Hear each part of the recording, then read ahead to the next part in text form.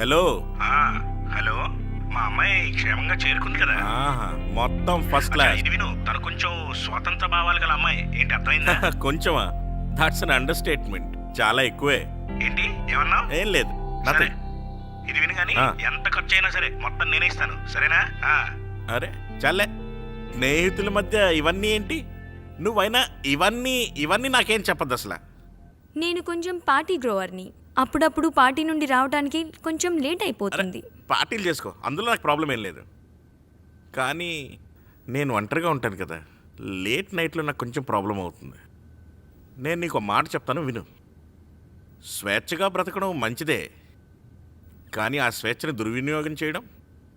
ఉఫ్, మీరు school head master లాగా మాట్లాడుతున్నారు. What is this? సారీ, నేను ఒకరి దండం పెట్టడం లాంటివి చేయను. That's okay.